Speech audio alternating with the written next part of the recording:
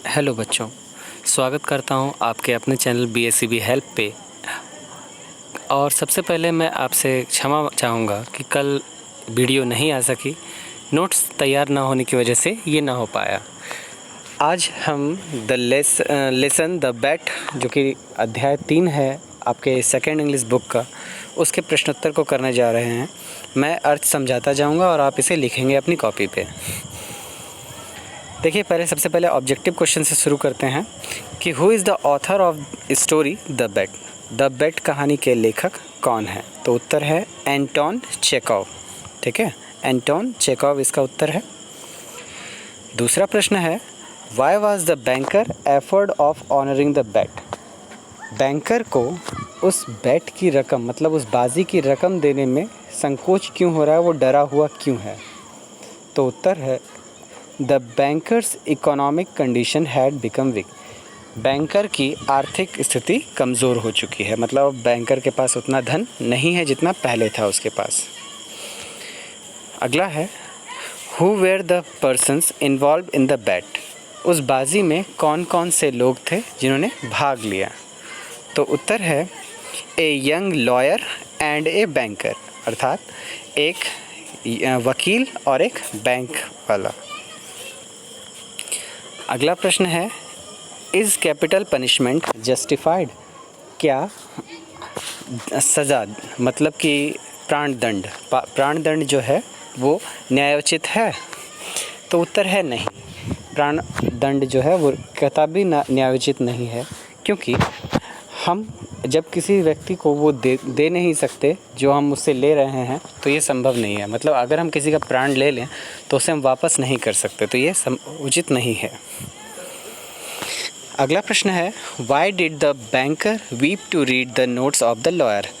Banker lawyer के द्वारा बनाए गए नोट्स को पढ़कर रोने क्यों लगा?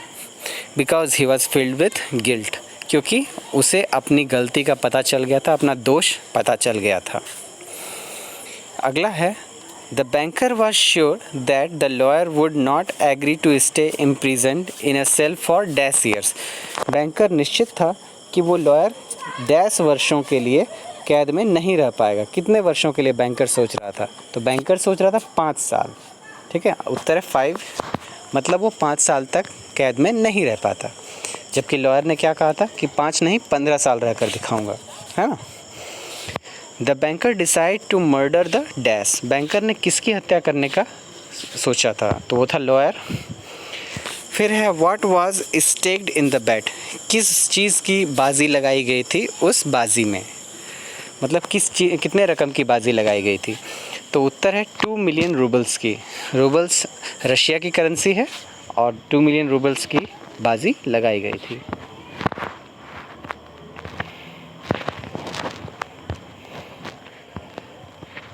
अगला है who had agreed to stake his freedom. किसने अपने आज़ादी की बाजी लगाई थी? तो उत्तर है ए लॉयर, एक वकील ने अपनी आज़ादी की बाजी लगाई थी। अगला प्रश्न है what was the age of the lawyer. उस वक्त वकील की उम्र कितनी थी? तो उत्तर है 25 ईयर्स, 25 साल। Who was the host of the party in the bet. The bet कहानी में पार्टी का होस्ट कौन है, मतलब पार्टी देने वाला व्यक्ति कौन था? तो उत्तर है द बैंकर, मतलब वो बैंकर था पार्टी देने वाला व्यक्ति। अगला है Anton Chekhov was a dash author. Anton Chekhov किस देश के ऑथर थे, मतलब लेखक थे? तो ये है रशिया के, वो रशियन थे। अगला प्रश्न है Anton Chekhov was born on. Anton Chekhov का जन्म कब हुआ था? तो यह है 17 जनवरी 1860 ईस्वी। 17 जनवरी 1860 ईस्वी। अगला है how many plays did Anton Chekhov write. Anton Chekhov ने कितने नाटक लिखे थे? तो उत्तर है 17 नाटक उन्होंने लिखे थे।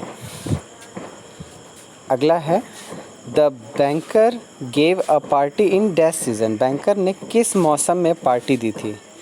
तो उत्तर है ऑटम सीज़न, मतलब पतझड़ का मौसम। पतझड़ के मौसम में उसने पार्टी दी थी। फिर है most of the guest, okay,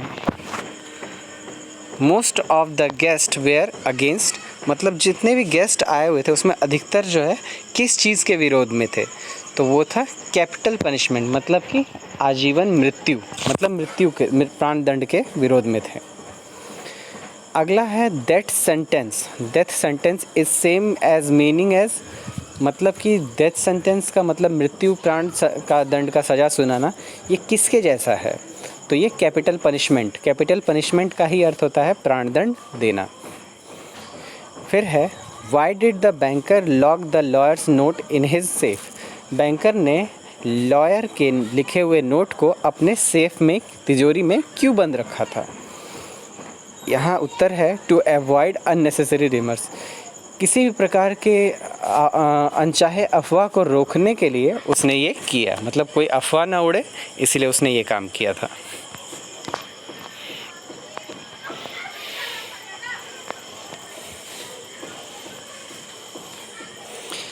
अगला है हैविंग नो मनी मीन्स, मतलब आपके पास कोई पैसे नहीं हैं, इसका अर्थ क्या हुआ, तो इस कहानी में एक शब्द यूज़ किया गया बैंकरप्सी, जिसका अर्थ होता है दिवालिया होना। दिवालिया अर्थ मतलब आपके पास कोई भी पैसे नहीं हैं।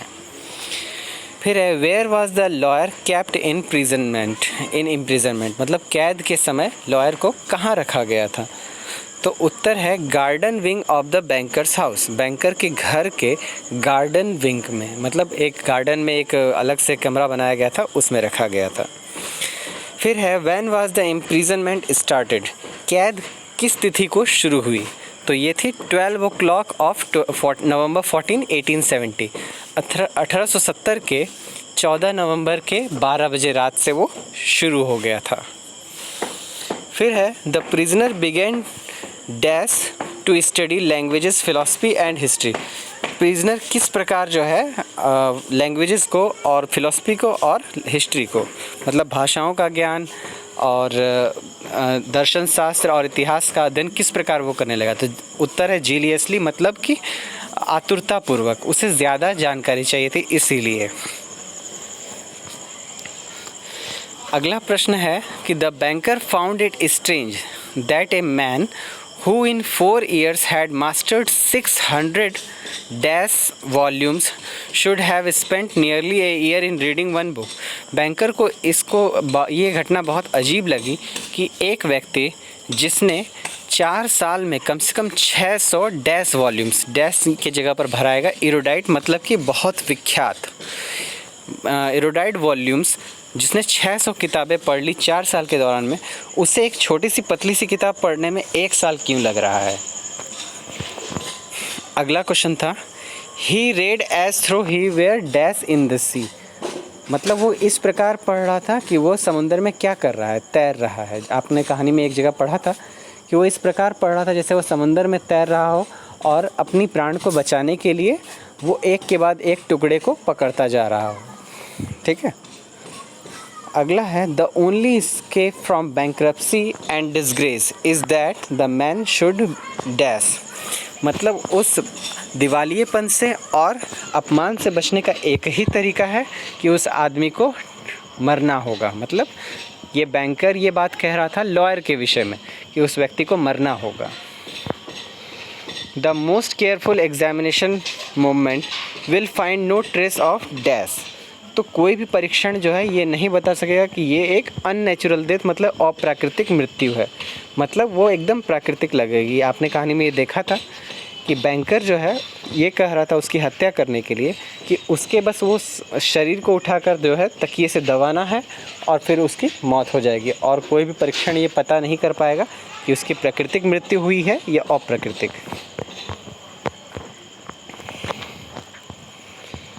अब यहाँ से बच्चों हम आते हैं लॉन्ग क्वेश्चन आंसर में। तो सबसे पहला प्रश्न है कि इज़ कैपिटल पनिशमेंट जस्टिफाइड, क्या प्राण दंड न्यायोचित है, जो कि आपने ऑब्जेक्टिव में देखा था। उत्तर है नो, नहीं है न्यायोचित। उत्तर क्यों है नो, क्योंकि capital punishment is not justified if someone is wrong and commits a crime, अगर कोई व्यक्ति गलत होता है और कोई जुर्म करता है।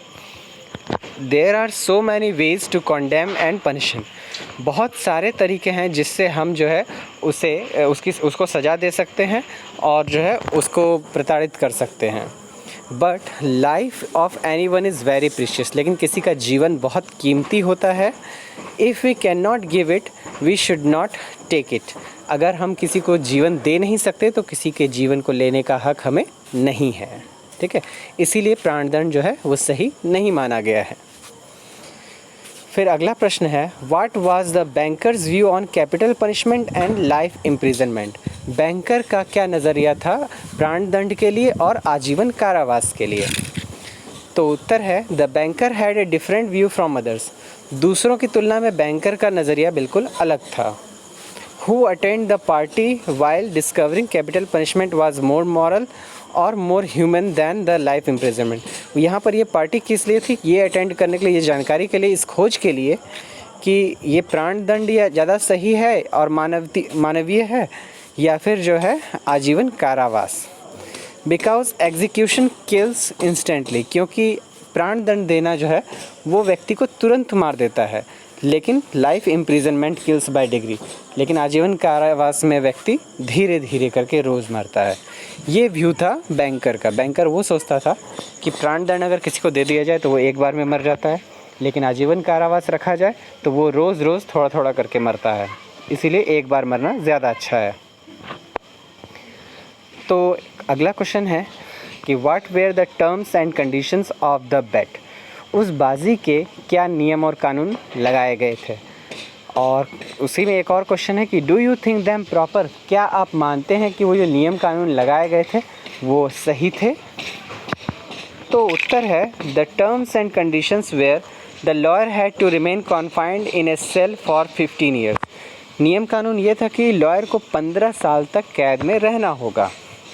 During his confinement the banker had to supply the necessary requisites to the lawyer.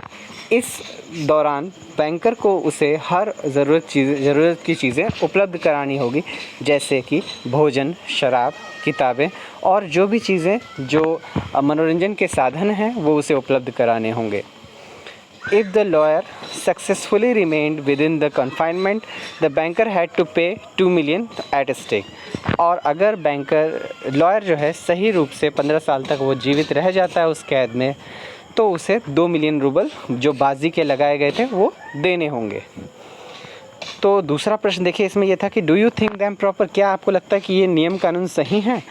तो I don't think them as proper. मैं नहीं समझता कि ये नियम कानून सही हैं, क्योंकि बच्चों आप भी जानते हैं कि जिस व्यक्ति को कैद में रखा जाता है उसे लोगों से मिलने की अनुमति होती है, उसे हर तरह की आज़ादी दी जाती है, कमरे से बाहर निकलने की आज़ादी दी जाती है, पत्र लिखने की, लोगों से बात करने की आज़ादी दी जाती है। लेकिन ऐसा यहाँ पर इसमें कुछ भी नहीं था, उसे पूरी तरह से अकेला कर दिया गया था।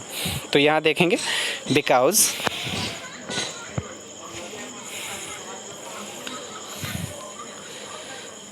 The lawyer was deprived of the right to cross the threshold. क्योंकि उस लॉयर को जो है दहलीज पार करने के हक से वंचित किया गया था। टू सी लिविंग पीपल, जीवित लोगों से मिलने से वंचित किया गया था। टू हियर ह्यूमन वॉइसेस, किसी व्यक्ति के आवाज़ तक को सुनने से उसे वंचित किया गया था। And to receive letters and newspaper, और किसी का पत्र या न्यूज़पेपर प्राप्त करने से भी वंचित किया गया था। These rights are given to an actual prisoner, और ये सारे हक जो है एक सच्चे मतलब जो सच में कोई मुजरिम होता है उसे भी प्रदान होते हैं, लेकिन इसे नहीं थे, इसलिए ये नियम गलत थे। फिर अगला क्वेश्चन है, why was the banker afraid of honouring the bet. Banker जो है वो बाजी के पैसे, रकम के पैसे देने के लिए क्यों डर रहा था। तो उत्तर है, the banker had a lot of money when he offered to pay the stake. जब बैंकर ने वो बाजी लगाई थी उसके पास बहुत सारे धन थे, बहुत सारा पैसा था। In course of time his financial condition had worsen. जैसे जैसे समय बीतता गया उसकी स्थिति दयनीय होती गई, वो आर्थिक रूप से कमज़ोर होता गया। The lawyer was about to complete 15 years. Lawyer जो है अपने 15 साल की कैद को उसको पूरा कर चुका था, लगभग पूरा करने ही वाला था। ही thought that he would be ruined forever and the lawyer would enjoy life. उसे लगा कि अगर वो पैसे दे देगा तो वो लॉयर जो है वो अपनी ज़िंदगी को इन्जॉय करेगा और ये गरीब हो जाएगा, ये तबाह हो जाएगा। He did not want to become a beggar. वो एक भिखारी नहीं बनना चाहता था। So he was afraid of honouring the bet, इसीलिए वो इस बाजी की रकम को देने में संकोच कर रहा था, डर रहा था। अगला प्रश्न है, what did the banker do to kill the lawyer? Banker ने उस लॉयर की हत्या करने के लिए क्या किया? तो उत्तर है, eight 3 o'clock in the dark, 3 बजे जब अंधेरा था, एंड चिली नाइट, और पूरी तरह से ठंडी रात थी, the banker took the key of the cell and approach the garden wing. उसने जो है उस कमरे की चाबी ली और उस तरफ चल पड़ा। Then he entered a narrow passage and struck a match. और फिर वो सकरे रास्ते से होते हुए गया और उसने एक माचिस जलाई। He peeped through the window into the cell. और एक खिड़की से उसने सेल के अंदर झांका, सेल ऑफ द लॉयर, उस लॉयर के कमरे में झांका। He removed the seal from the doors and opened it. उसने दरवाजे से सारे सील हटाए और फिर दरवाजे को खोला। Then he entered the cell to kill the lawyer. और फिर उस कक्ष में प्रवेश किया उस लॉयर को मारने के लिए। अगला क्वेश्चन है, what had the prisoner written in his note? Prisoner ने अर्थात उस कैदी ने अपने नोट्स में क्या लिखा था? तो उत्तर है, the lawyer wrote in his note that he had studied earthly life for 15 years. Lawyer ने अपने नोट्स में लिखा था कि उसने अपने पत्र में सारे पृथ्वी के जीव जंतुओं के बारे में पढ़ा, सारी चीज़ों का अध्ययन किया उसने।